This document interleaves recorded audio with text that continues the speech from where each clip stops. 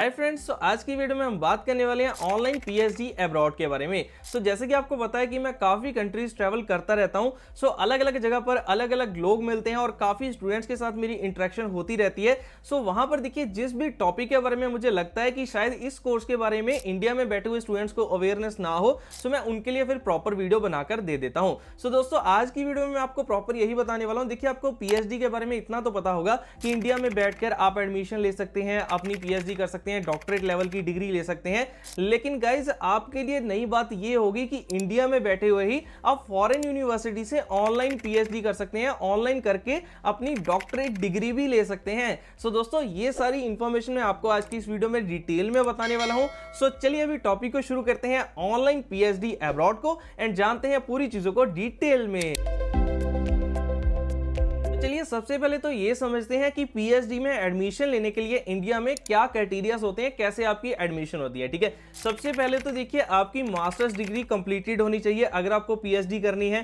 Then उसके बाद कुछ जो इसके एंट्रेंस एग्जाम होते हैं, लाइक देखिए यहाँ पर यूजीसी नेट एग्जाम हो गया, गेट एग्जाम हो गया, ये क्लियर करने के बाद आप पीएचडी में एडमिशन ले सकते हैं। और यहाँ पर ये एग्जाम इतने ईजी नहीं होते हैं कि आप इन्हें आराम से ही कर पाओगे। उसके बाद जो थर्ड चीज देखिए, साल में 2 बार पीएचडी में एडमिशन ओपन होती है जब आप एडमिशन ले सकते हैं। एंड यहाँ पर स्टडी की बात करें तो आपको काफी रिसर्च भी करनी पड़ती है और थीसिस बनाकर सबमिट करना पड़ता है, और आपको सारी पीएचडी रेगुलर मोड से ही करनी पड़ती है, जिसमें देखिए आपके कम से कम 4 से 5 साल तो जाते ही हैं। ठीक है, ये देखिए बेसिकली ये क्राइटेरिया रहता है अगर आप इंडिया में पीएचडी करते हैं तो। अब देखिए, जैसे मैंने यहां पर बात की ऑनलाइन पीएचडी की, क्या ऑनलाइन पीएचडी वैलिड है इंडिया में? इसका आंसर है नो, नहीं वैलिड है। अब आप कहोगे सर आपने टाइटल तो ये रख दिया।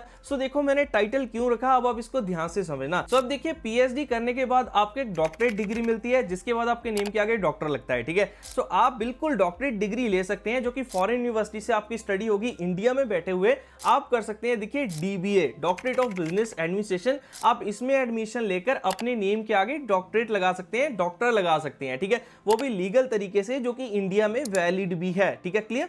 और देखिए यहां पर जैसे अगर आप पीएचडी में एडमिशन लेते हैं, देखिए वीडियो को एंड तक वॉच करना, नहीं तो आप आधी इंफॉर्मेशन के साथ बहुत सारी चीजों को मिस आउट कर जाओगे। पूरा प्रॉपर देख लेना है। ठीक है, और यहां पर देखिए, जब अगर आप पीएचडी में एडमिशन लेते हैं तो वहां पर आपके 4 से 5 साल आपको रेगुलर लगाने पड़ते हैं, साथ में आप कोई जॉब नहीं कर पाते हैं। अगर आप जॉब करते हैं तो कैसे आप रिसर्च प्रॉपर करेंगे, कैसे आप थीसिस बना पाएंगे, और सबमिट करने के बाद वहां पर भी तो इशू रहता है कि यार अच्छी बनी है या फिर नहीं है।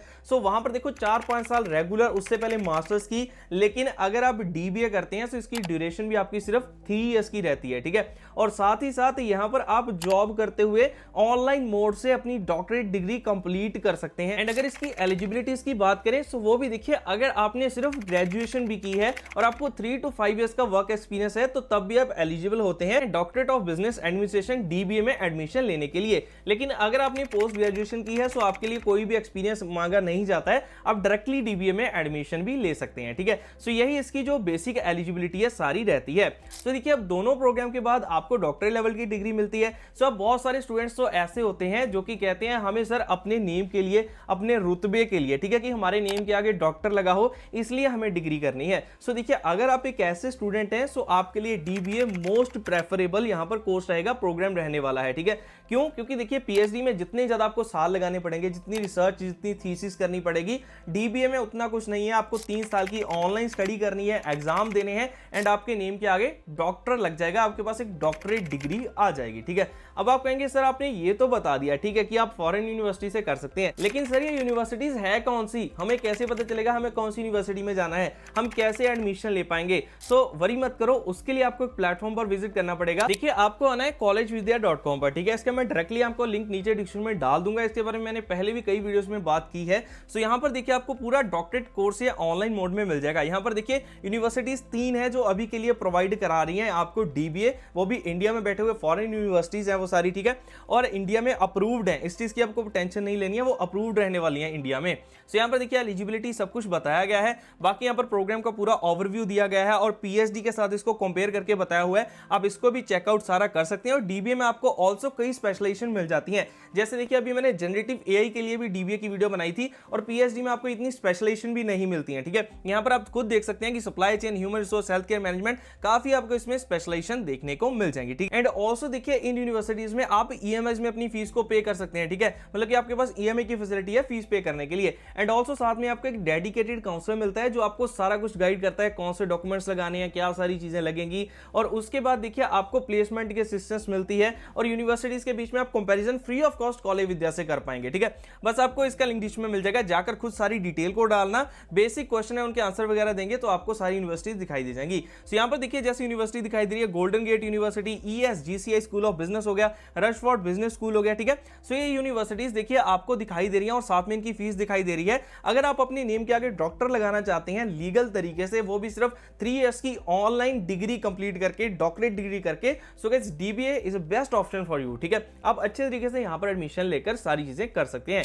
एंड उसके बाद देखिए अगर हम बात करते हैं यहां पर जॉब्स की, अब आपके माइंड में ये तो क्वेश्चन होगा कि सर देखिए हम फॉरेन यूनिवर्सिटी से कर रहे हैं, क्या हम यहां पर इंडिया में जॉब्स के लिए एलिजिबल हो पाएंगे सारी के लिए? तो देखिए बिल्कुल, आपको जो अच्छी खासी MNCs हैं वो आपकी डिग्री को बिल्कुल एक डॉक्टरेट डिग्री ही काउंट करेंगी। लेकिन अगर आपका ये इंटरेस्ट है कि सर मुझे ना किसी पर्टिकुलर फील्ड में मुझे लेक्चरर बनना है किसी टॉप लेवल पर जाकर, तो उसके लिए आपके लिए देखिए फिर PhD प्रेफरेबल है। क्योंकि अगर आपका वही पूरा फोकस है तो तब आप क्या करेंगे, पूरी रिसर्च करेंगे, थीसिस बनाएंगे, रेगुलर मोड से करेंगे। आपका अगर फैमिली बैकग्राउंड अच्छा है सो आप वो चीजें प्रॉपर कर सकते हैं, सो PhD कर लो। ठीक है, लेकिन अगर आप उस कैटेगरी के स्टूडेंट हो जो कि आपको लेक्चरर नहीं बल्कि और अच्छे लेवल पर सारी जॉब्स आपको DBA के साथ मिल जाएंगी। ठीक है, लेकिन यहां पर अगर लेक्चरर प्रॉपर बनना है तो उसके लिए आप PhD कर सकते हैं अगर आपके पास प्रॉपर इतना टाइम है। अगर आप देखिए ऐसे स्टूडेंट्स हैं जो कि चाहते हैं कि सर हमें साथ में कोई जॉब करनी है, अपना वहां पर भी ग्रोथ लेनी है, उसके साथ हमें DBA करनी है, तो आप DBA कर सकते हैं। क्योंकि आप खुद सोचो जब आप कहीं पर जॉब लेने जाएंगे, एक आपके पास 3 साल या 5-6 साल का वर्क एक्सपीरियंस, साथ में आपके पास डॉक्टरेट डिग्री,